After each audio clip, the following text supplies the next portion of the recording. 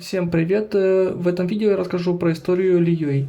Если вы впервые на моем канале, подпишитесь и посмотрите другие видео на моем канале. Также у меня есть ссылка на мой Twitch, я там стримлю каждый день. Всем спасибо за внимание. Теперь начнем про историю Лиюй. Примерно 6000 лет назад рождается Моракс, бог, властвующий над Гео. Неизвестно в какой момент Моракс спускается в регион Ливии, где он поднимает гору Тяньхэн, усмиряет моря и понижает приливы. Заоблачный предел был создан таким образом в неизвестный момент времени. Гуйджунь, богиня пыли, подружилась с Мораксом. В какой-то момент она и ее люди перемещаются к северу от горы Тяньхэ. По неизвестным причинам Моракс и Гуйджунь создают ассамблею Гуйли, название которой происходит из первого символа имени Гуйджунь и второго символа имени Моракса. Эта цивилизация занимала территорию между горой Тяньхэ и каменными вратами. Он был чрезвычайно процветал благодаря сельскому хозяйству и добыче полезных ископаемых и стал торговым центром. Гуйджунь устанавливает 4 заповеди, чтобы вести свой народ. Объединиться в ассамблеях, значит быть стойким и непоколебимым на все время.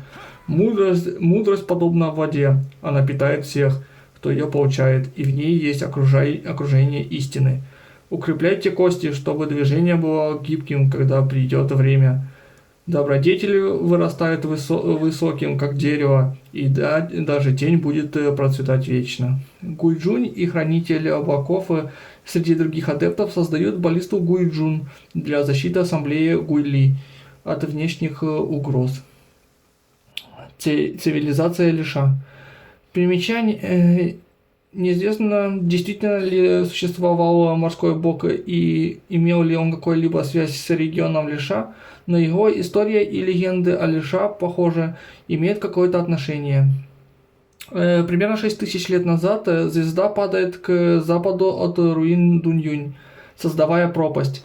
Этот процветающий горнодобывающий район будет поддерживать район Дунью на протяжении 1000 лет, вплоть до катаклизма 500 лет назад.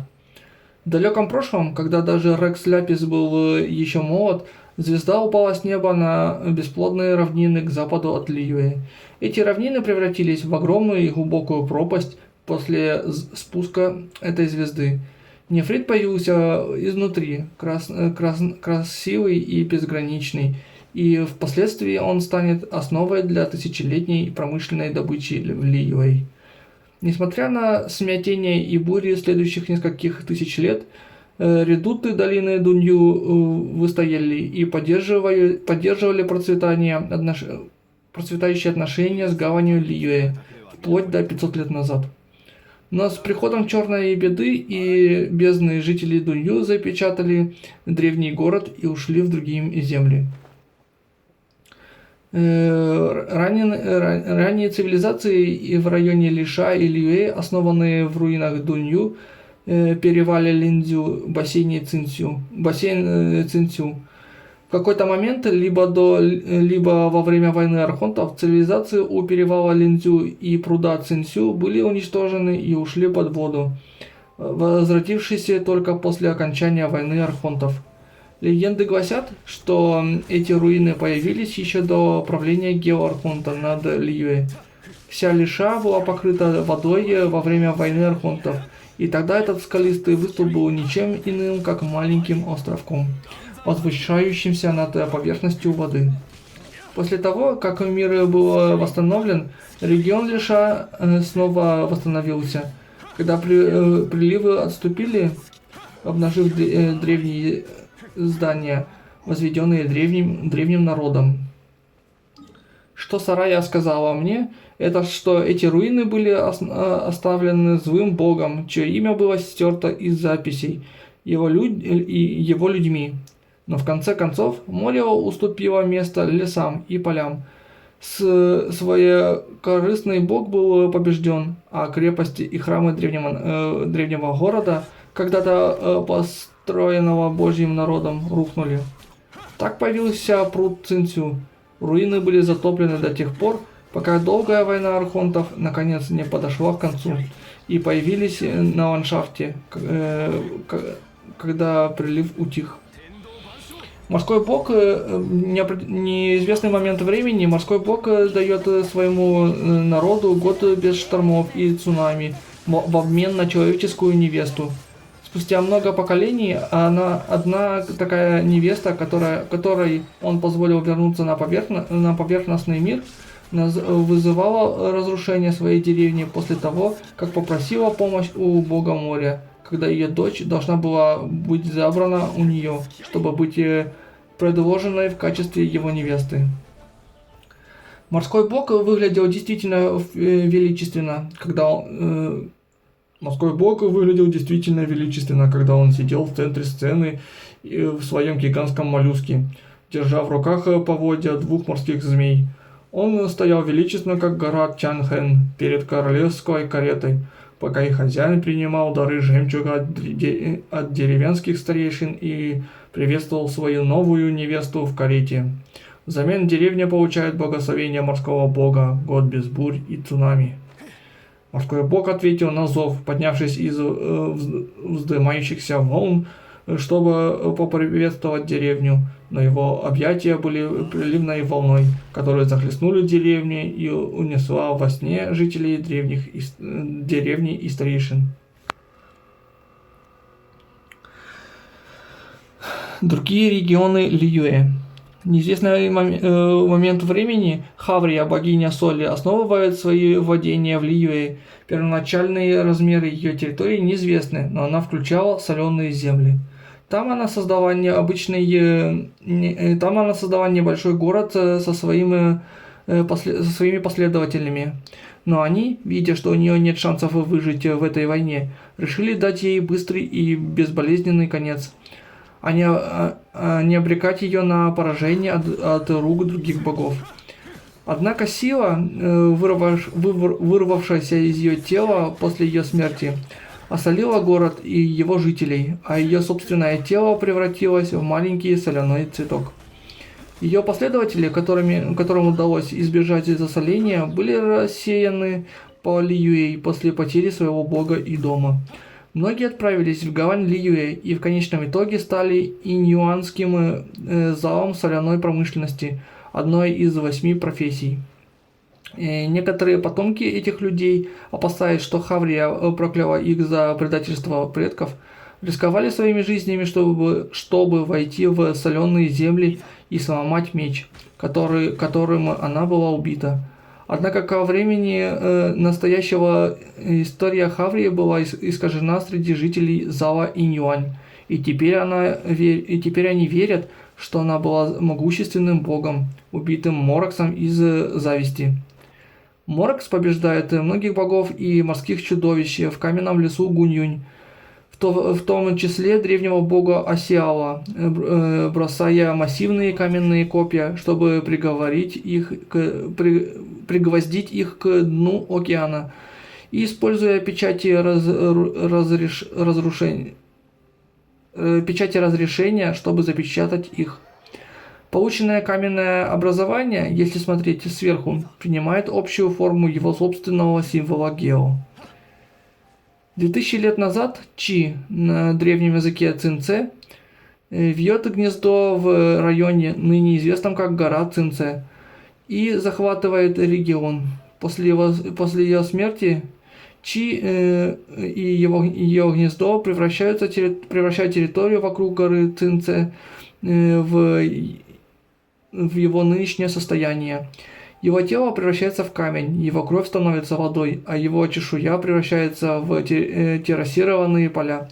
Однако даже после его смерти сила Чи просачивается в землю, создавая напитанные кровью деревья и подозрительные оранжевые камни на равнинах Бишуй, отравляющие местность. Чтобы подавить эту силу, Морок запечатывает его останки в 5 разных мест с помощью геопечатей и воды, чтобы предотвратить его возрождение. В то время люди использовали изображения для записи основных событий якобы потому, что письменность еще не была изобретена. В равнинах Гуили использовался письменный язык, хотя возможно, что Чи был побежден задолго до того, как печать, содержащая его, была создана. Сражаясь с другими богами и морскими чудовищами, Моракс использовал различные методы борьбы с ними. Наряду с массивными каменными копьями, столбами, он также призывал метеоры, геокита и каменные птицы. В период между двумя тысячами лет назад рождается Алатус, Сяо, настоящее имя которого пока неизвестно. Злой бог обнаруживает его слабость, использует ее, чтобы поработить его и заставить совершать жестокие и насильственные действия.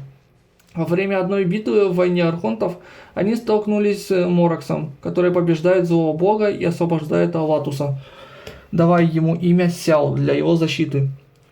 Впоследствии Сяо становится одним из якшей, чтобы выплатить свой долг Мораксу. Тела богов и монстров, побежденные Мораксом в ходе войны архонтов, сжались, разложились и стали частью земли, в то время как духи богов утратили самоощущение и больше не были способны таить личную обиду. Однако их затяжная ненависть и обида все еще оставались, создавая миазмы, проклятия и монстров. Моракс призывал якшей адептов, чтобы те помогли ему подавить эти проявления злых богов. Они выполняли эту обязанность в течение нескольких тысяч лет, даже после окончания войны архонтов.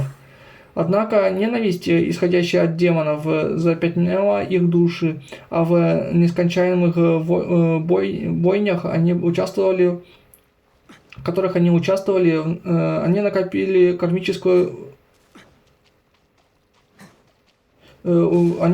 кармический долг. Один за другим якши сходили с ума, умирали или исчезали, пока не остался только один. 5 сильнейших якши были Алатус, Фуше, Инда, Фанань и Мину. Инда, Фанань и Мину умерли, а Фуше устал от мира и исчез, а другие якши разделили их судьбу. В конце концов, Алатус стал единственным известным якшей, оставшимся в этом мире. В неизвестный момент времени неизвестный врач выходит на передовую в деле искоренения кармической болезни, вызванной трупами злобных богов, которых убили якши. Негативная карма стала эпидемией, распространившейся по Ливии. Тела зараженных людей только способствовали его распространению, поскольку мертвые были рассадником болезни. Обряд Хома предотвратил дальнейшее распространение путем кремации трупов, что в конечном итоге положило конец эпидемии. Кроме того, пионеры этой практики были основателями того, что сейчас известно как похоронное бюро Ваншен. Практика и сауны передавались из поколения в поколение. Цитата семьи. Только неизвестное, не связанное пламя может очистить этот мир. Обряд, проводимый посохом, очищает трупы от следов злой кармы, чтобы они могли освободиться и отправиться в загробную жизнь. Их души принимают форму пепельной бабочки. Врачи, которые в конечном итоге стали директорами Ваншен, никогда не сожалели о своем альтруистическом образе жизни и поэтому уходили без сожалений, также в виде огненной бабочки. Примерно 2000 лет назад, подавив всех других богов в своем регионе, Моракс становится геоархонтом, восстанавливая мир на земле, ныне известном как Ливе. Постархонская война между 2000 и 5000 лет назад. 2000 лет назад война архонтов подходит к концу, поскольку последнее божественное место в Селестии занято, что укрепляет позиции первоначальных членов Семерки. Побежденные боги, отказавшиеся жить под властью семерых, убежали на острова в Темном море, где стали злыми богами. Первая версия Семерки часто собиралась в гавани Ливии. 2000 лет назад некоторым адептам больше не нужна боевая доблесть, и они уединяются в заоблачном пределе. Другие просят Морокса превратить их смертные тела в камень, в результате чего вокруг людей появляются каменные фигуры. Основана организация Цисин, состоящая из 7 ведущих бизнесменов гавани Лиуэ. Гань Юй становится секретарем Цисин. Неизвестный период времени военные кочевники по имени Гухуа был известен всему Лиуэй. Его жизнь окутана тайной, но некоторые утверждают, что он был адептом и вознесся в Селестию в конце своего путешествия. После его вознесения близкие ему люди основали в его честь братство Гухуа. Однако через несколько сотен лет организация сократилась и превратилась в клан Гухуа. 3 марта неизвестный год Чичи родилась. Неизвестно в какой момент времени, во время одной из битв между адептами и демонами, собирательница трав Чичи столкнулась с сражавшимися и в результате оказалась в ловушке между жизнью и смертью. Ее желание жить даровало ей глаз Бога, которое адепты считали божественным благословением. Чтобы спасти ее жизнь, каждый отдал ей часть своей энергии адепта. Ее жизнь действительно была сохранена, но она превратилась в зомби. Ее смертный сосуд не мог справиться с силой адепта, и она сошла с ума. Чтобы подавить волнение, горный Созидатель заточил ее в янтарь, где она оставалась в течение нескольких сотен лет.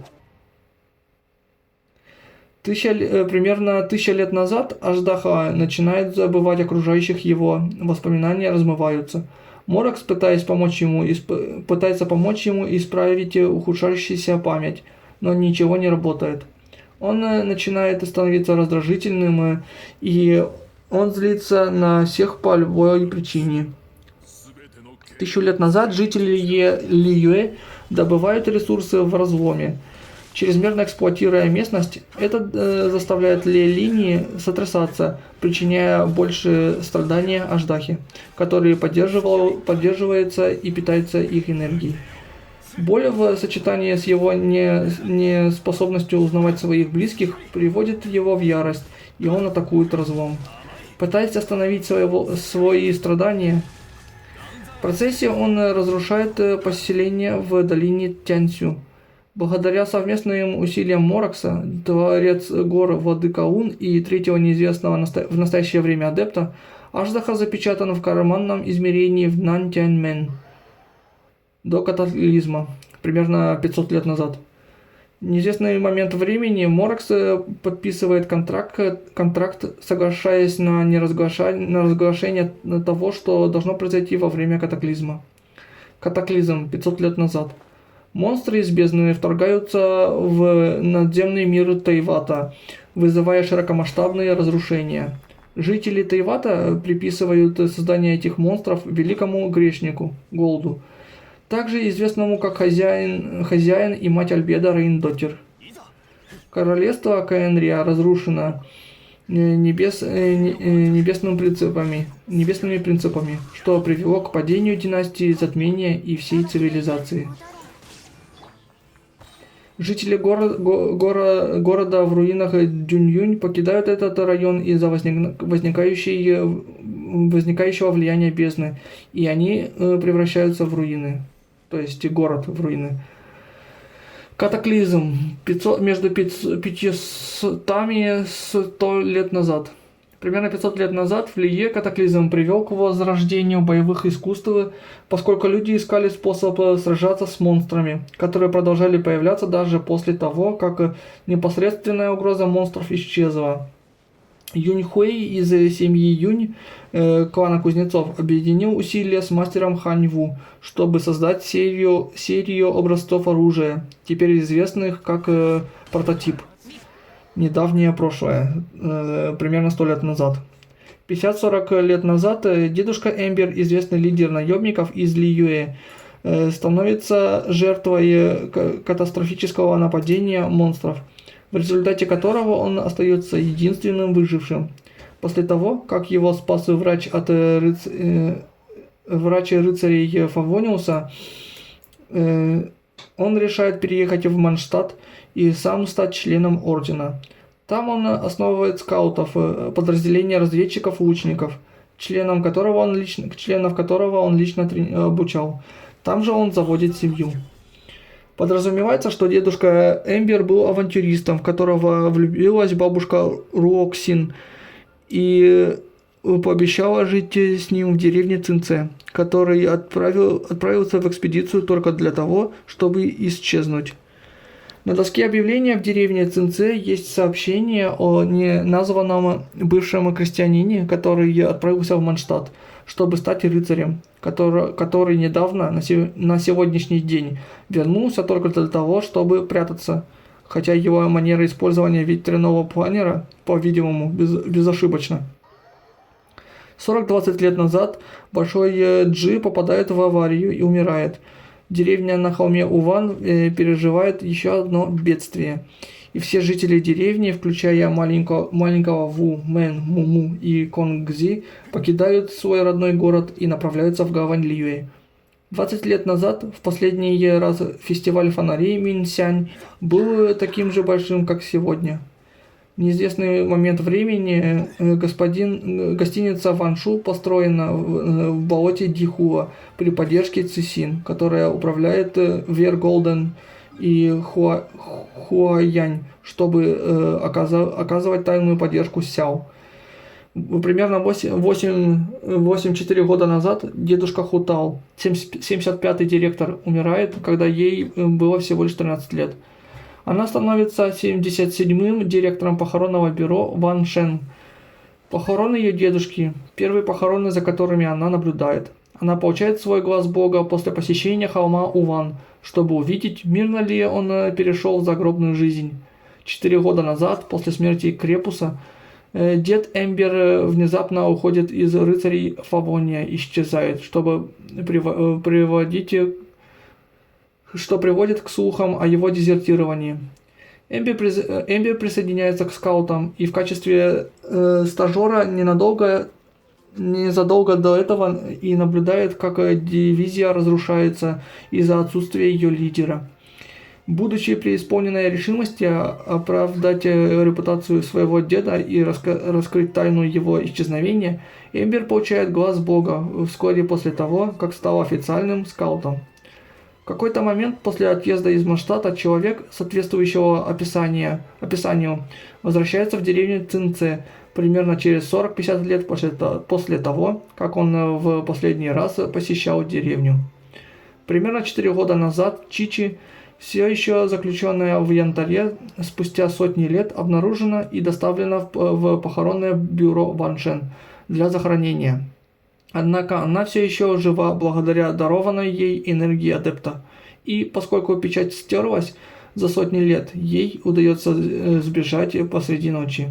Она натыкается на Байджу, который решает нанять ее в аптеку Бубу из-за ее уникального характера. Всем большое спасибо за просмотр этого видео. Подписывайтесь на мой канал, посмотрите другие видео. Ставьте лайк этому видео, и в описании этого канала есть ссылка на мой Twitch, я там стримлю каждый день. Всем еще раз спасибо за просмотр, увидимся в других моих видео.